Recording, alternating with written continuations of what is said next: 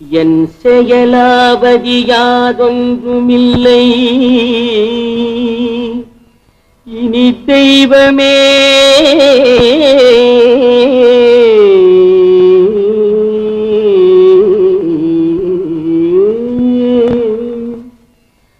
உன் செயலே என்று உணரப் பெற்றேன்.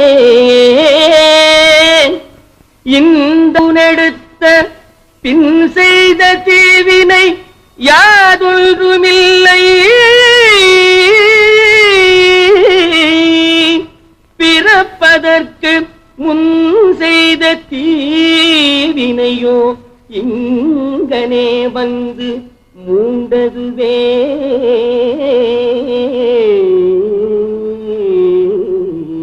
இங்கனே வந்து மூண்டதுவே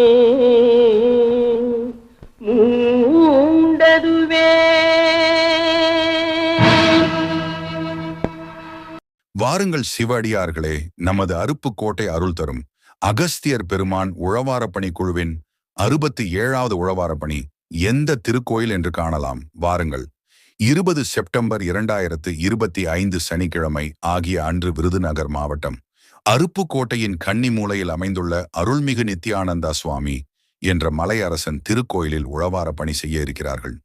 கோயில் நிர்வாகத்தின் அனுமதியோடு நிர்வாகத்தின் முழு ஒத்துழைப்புடன் கோயிலை சுற்றியுள்ள இலை சருகுகள், தேவையற்ற குப்பைகள், திருக்கோயில் மதில் சுவரில் இருக்கும் குப்பைகள், திருக்கோயில் தூண்கள், சிற்பங்களின் மீது உள்ள எண்ணெய் பிசுபிசுப்புகள் மற்றும் பஞ்ச பாத்திரங்கள் போன்றவற்றை சுத்தம் செய்து வாட்டர் பிரஷர் பம்ப் மிஷின் வைத்து திருக்கோயிலின் அனைத்து பகுதிகளிலும் தண்ணீர் வைத்து சுத்தம் செய்தல் போன்ற இறை சேவைகளை வழங்கியுள்ளார்கள் திருக்கோயில் நிர்வாகத்தினர்.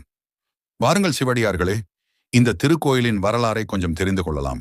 நித்யானந்தா சுவாமி என்ற மலையரசன் திருக்கோயில் 3 பக்கம் மலையால் சூழ்ந்து வடக்கே ஆலயமாக அமைந்துள்ளது. திருக்கோவிலின் முன்புறம் சோலையாகவும் பக்கங்களில் பொய்கை வளம் பெற்றதாகவும் காட்சியளிக்கின்றது. அருள்மிகு மலையரசன் சுவாமி திருக்கோவிலின் முன்புற மண்டபம் 4 தூண்கள் சிற்ப வேலைப்பாடுகள் பெற்று சிறப்பாக அமைந்துள்ளது.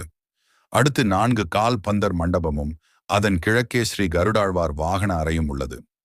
ஸ்ரீ கருட வாகனத்தில் நித்யானந்த பெருமாள் மார்கழி திங்கள் ஏகாதசி நன்னாளில் அருப்புக்கோட்டை ஒரு பகுதியான புளியம்பட்டி கம்மவார் பஜனாலயத்தில் இருந்து புறப்பாடு ஆகி நகரின் முக்கிய மேற்கு பகுதி வழியாக பவனி வருவது அனைவர் உள்ளத்திலும் தெய்வ பக்தியை தூண்டிவிடுகிறது. எண் கால் மகா மண்டபத்தை அடுத்து இருப்பது பாரோடு தோன்றி பள்ளி கொண்டவராகிய அருள்மிகு மலையரசன் சுவாமி இயற்கையாக சயன நிலையில் காட்சி தந்து அருள் தருவது எங்கும் காணாத காட்சியாகும்.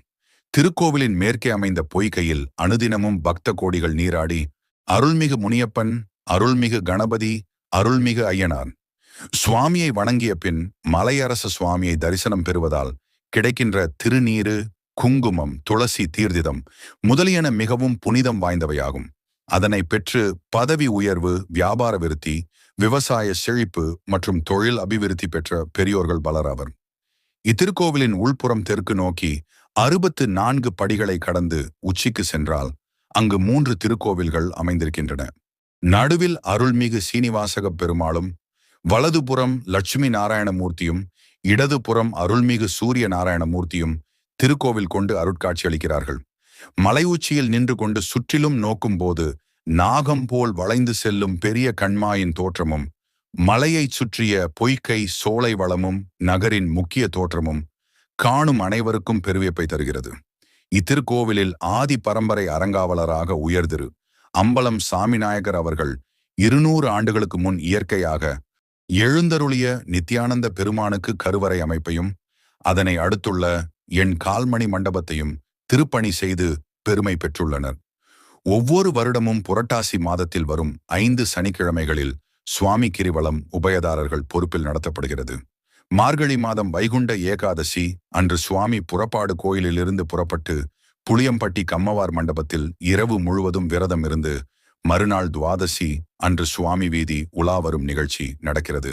சித்திரை முதல் தேதி தமிழ் வருடப் பிறப்பன்றும் சுவாமி கிரிவலம் கருட வாகனத்தில் நடத்தப்படுகிறது. ஒவ்வொரு ஆண்டும் மாசி மாதம் மகா சிவராத்திரி அன்று இக்கோயிலில் இரவு முழுவதும் விரதம் இருந்து மறுநாள் காலையில் முதல் பூஜையை மலைக்கு மேல் உள்ள கம்பத்து சீனிவாச பெருமாளுக்கு செய்துவிட்டு பிறகுதான் கீழே உள்ள மலையரசன் என்ற நித்தியானந்த சுவாமிக்கும் மற்ற சுவாமிகளுக்கும் பூஜை நடத்தப்படுகிறது. இத்திருக்கோயிலில் பக்தர்கள் மனமுருகி வேண்டி முறையிட்ட வேண்டுதல்கள் தடங்களின்றி நல்லபடியாக நடந்து வருகிறது. இக்கோயில் மலைக்கு செல்லும் வழியில் உள்ள பாறைக்கு கீழ் ஒரு குகை ஒன்று உள்ளது. இந்த குகையில் பல சித்தர்களும் மகான்களும் இன்றும் வந்து தங்கி அருள் பாலித்து செல்வதாக ஐதீகம். வைணவமும் சைவமும் கலந்து தீபாராதனை வழிபாடு நடக்கிறது. பிரசாதமாக விபூதி, குங்குமம், துளசி தீர்த்தம் வழங்கப்படுகிறது.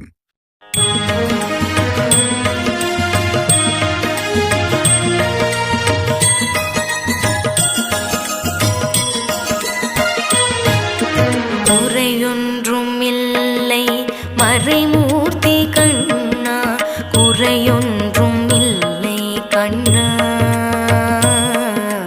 குறையொன்றும் இல்லை கோவிந்தா, குறையொன்றும் இல்லை மறைமூர்த்தி கண்ணா, குறையொன்றும் இல்லை கண்ணா, குறையொன்றும் இல்லை கோவிந்தா. கண்ணுக்கு தெரியாமல் நிற்கின்றாய் கண்ணா, கண்ணுக்கு தெரியாமல் நின்றாலும் எனக்கு குறையொன்றும் இல்லை மறைமூர்த்தி கண்ணா. வேண்டியதை தந்திட வெங்கடேசன் நின்றிருக்க, வேண்டியது வேறில்லை மறைமூர்த்தி கண்ணா. மணிவண்ணா மலையப்பா கோவிந்தா